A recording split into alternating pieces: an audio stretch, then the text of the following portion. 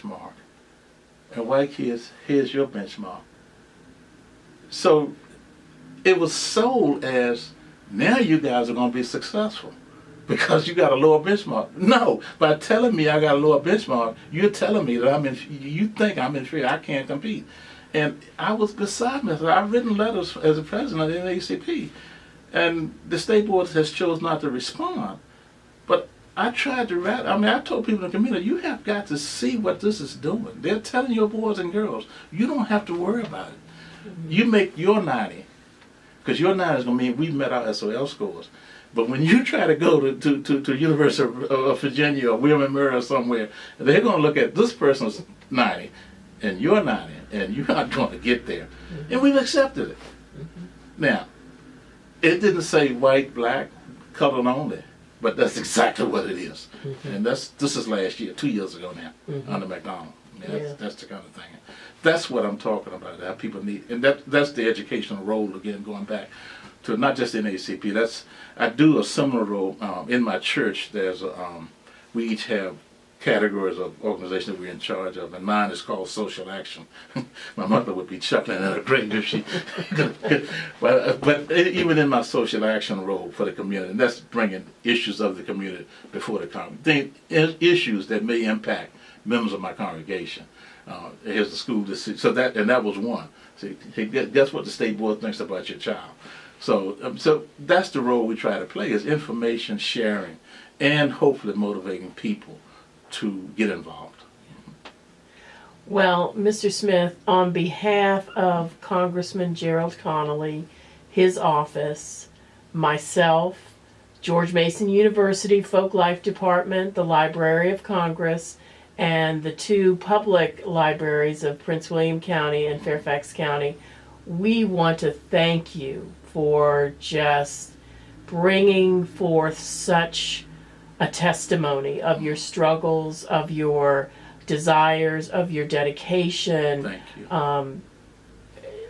It's almost, there aren't any words to really describe your experiences. I think the touching moment or the crowning moment was when you helped that 80-year-old woman register to vote, and that is priceless. Yeah. And I'm so glad that your testimony will be housed in the Library of Congress, where future scholars and historians and students will be able to understand, hopefully, that American history is not always pretty, Right. and that we have to talk about it. Right. And as a historian myself, that's why I do this, because we do need to get the full landscape of what American history is, and you have done that today. You have provided us with that. Thank you much. So again, thank you. I appreciate it. Thank you very much. I keep, every time you say something, I remember little anecdotes. Go right ahead. I mentioned to you about the library, our library being in the basement of the church, and they did a wonderful job for what they were doing.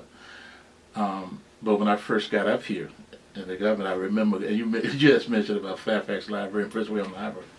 I remember going to the library in Fairfax and just all the college. I finished college by now. I said, Dad, you won't believe this library. I mean, the last book I read at the library in Palmer was Dale Evans' story about that. It was a tragic story about that daughter dying and all. And then I get here, I mean, that's all we had to choose from was stories of Roy Rogers and Dale Evans. And I get up here in this Fairfax library, I'm damn near getting lost. And Prince William, but Fairfax, it's just interesting. Now with the libraries, you had one in the one for the colored students, quote, was in the basement of Beulah A&M. Now, did they have a white library? Oh yes. Yeah. They had the library. The library. The capital L library. Yeah. Actually, ours was called a reading room. It wasn't even called a library. It was the Beulah AME reading room. And often parents would drop us off on Saturday mornings when they were going downtown to shop, and we would be in reading and whatever. Now the high school did have a library inside of it, but not a community library available to us. Did you ever go to that white library that eventually in Farmville? No. No? No, I never did. Yeah. I really wasn't. I'll be honest with you. I don't like using the word. I don't like to think about it that way, but there was a definite hatred I had after the experience with the church and how they attempted to drown my father. You heard me mention about my father and I sneaking me up here on a fishing trip. We were very, very close. And one day, even in college, but several times after, I looked, I said, those bastards, they took me away from my father. And I have never forgiven them for that. I'm serious. When he died, I intentionally avoided driving through farm. I went around to get to his house and take care of everything. I mean, because they didn't destroy our family. We loved each other and all of that. But without fail, at least once a week, mostly on Saturday morning, he and I were fishing, and we were taught. I learned a lot from him, and they snatched that. Now I didn't realize it at the time. Yes, I was lonesome and crying when I was away from home at school at 13. Yeah. But that was a different. I look back and I see now what that impact was, and I can't. They've had reunions. They've tried to bridge the gap. The role Longwood College didn't play that it could have played. That's the state university. Hampton Center was private. The role they couldn't play publicly. I understood that.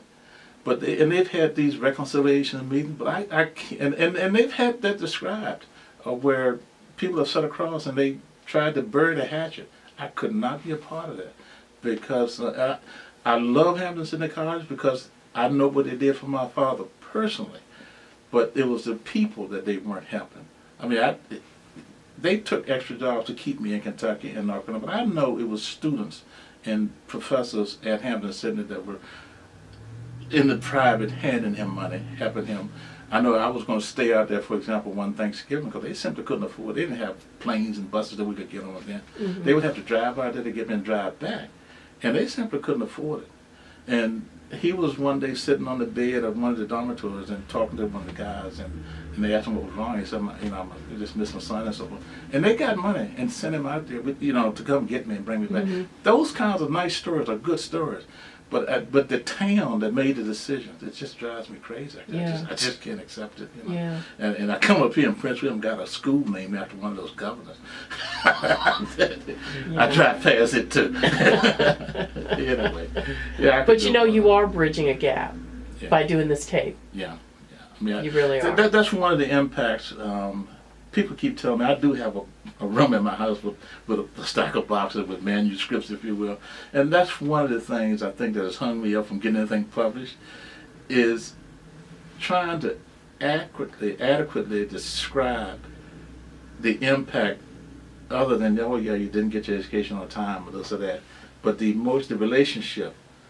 I came through it, and I'm not the only one. Other families survived too.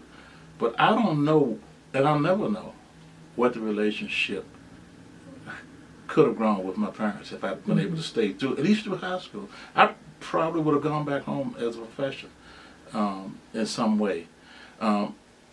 Bobby, the kid I told you I thought was the smartest person in the world, he could, who's to say he wouldn't have been Barack Obama? And how many 6-year-old kids that never set foot in school because they were closed when they were 6? That's the stuff that drives me crazy. I mean, and I don't want to come across as hatred, but when I start thinking about that, I get very emotional, because we'll never know. And that is the true lost generation. That's there. Yeah. And we shouldn't forget that. Yeah. But you did make a difference. Thank you. A big one. Tried. So. I promised my daddy.